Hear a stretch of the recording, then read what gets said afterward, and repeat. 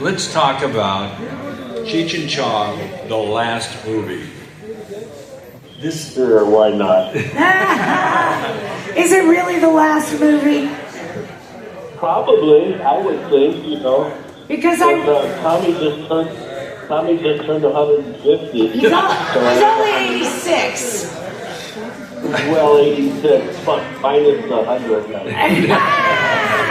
And I read somewhere, I heard somewhere that you're not worried about you guys stopping because Seth Rogen and his buddies could carry on the Cheech and Chong journey. Yeah, we're tapping out to them. It's coming for the second and third quarters. So who came up with the idea of doing the documentary on you guys? Because I think it's a fantastic idea.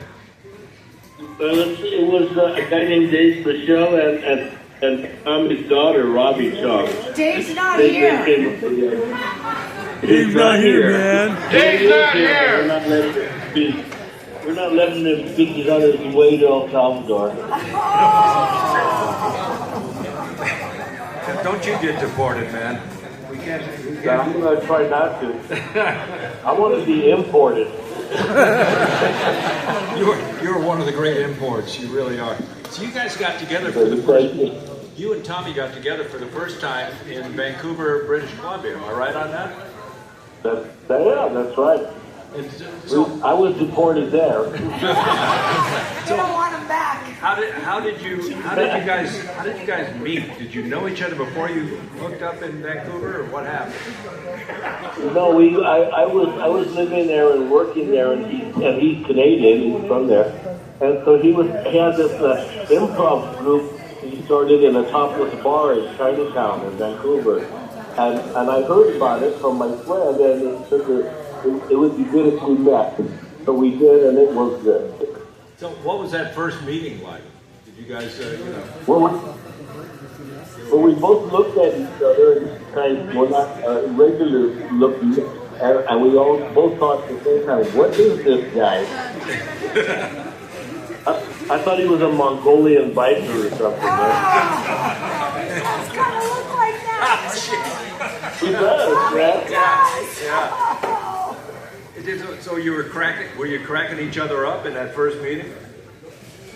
No, we just kind of looked at each other like I improv that I was a great improv actor from LA, and I had a whole list of things that I'd done, which were all horrible lies, but they needed another guy, so he got it. That's right. So when did you decide to team up and become Cheech and Chong? just like the two of you? Well, when our troop fell apart, all the others of these decided they wanted to go to the hills to get their heads together. And I had already been to the hills. My head was together, and my pocketbook wasn't together. So I joined pilots so we could make something go in this. Most teams, and we see this in radio all the time. Most teams, when they're together for a while, they wind up they don't like each other very much. But you guys still get along, right? Well, I guess you could call it that. I saw you guys on Bill Maher. You look just fine. Okay, well then we get along. No. As long as Bill Maher says so, then okay. Yeah, right. It's got to be true. So we get along fine, Sometimes we argue about different stuff, but so does every couple that gets together, no matter what. We're not kind of like best friends, we're brothers. And you can love your brother, you can hate your brother, you can piss you off, or you can come to your rescue, all those things.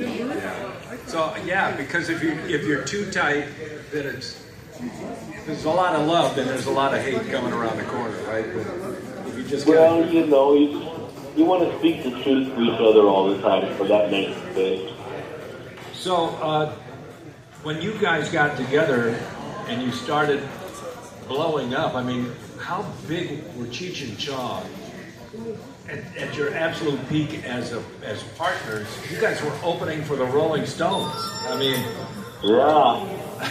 yeah, and then the same night that we opened for the Rolling Stones, Carlos Santana opened for us. wow. Yeah, that was in the olden days. You know, your music has been sampled by Eminem from, I guess, your Earache My Eye from your hit song in 1974. He sampled it on his 2017 song. How did you like that? I thought that was cool. I mean, really cool. You know, we've been sampled and covered by a lot of different bands, Soundgarden, Korn, a lot of those rock bands. You know. So that's another reason why Cheech and Chong should be in the Rock and Roll Hall of Fame. You're not? No, we're not. It's not incredible. Cheech and Chong for the Rock and Roll Hall of Fame. Especially because you love Motown so much. You said that was a huge influence. Yeah, so Tommy was with Motown. I mean, you know, we were musicians who became comedians, not the other way around. Right. You know?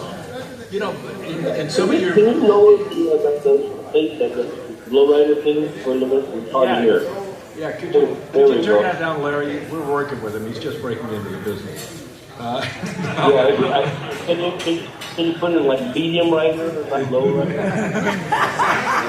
Is it true that in some of these sessions, like Basketball Jones, was George Harrison of the Beatles in that session? And I mean, there were some. Yeah, he played guitar on that. You can hear him, right? You know, once the song starts up, that's him playing guitar.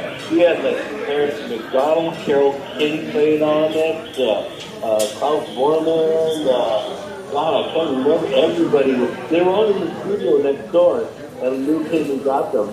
And Lou Adler, came and got them and put them on the record. Another crazy So, guy. since this documentary, The Last Movie, how about giving us the last album?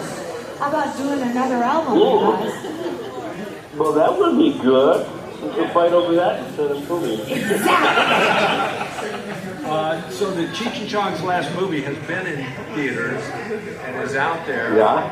And can't wait to see it because this is It something. will be on the streaming services soon. Good, because everybody should see this. I think it's a great story. You guys are great stars. The last time I saw Tommy, I ran into him when I was jogging, and I said, hi. Really? I said, hi, Tommy, it's Gary from Kearth. And he goes, oh, is that still on the air? And I said, dude, you were just on with us 3 months ago. Yeah, so, Oh, yeah, well, that sounds like a good comedy insult. Yeah. I love it, man. Cheech, Marin, thank you so much for taking this time out. My pleasure. And by the way, before we go, happy Cinco de Mayo to Cheech. Happy Cinco de Mayo to you. We're coming right back.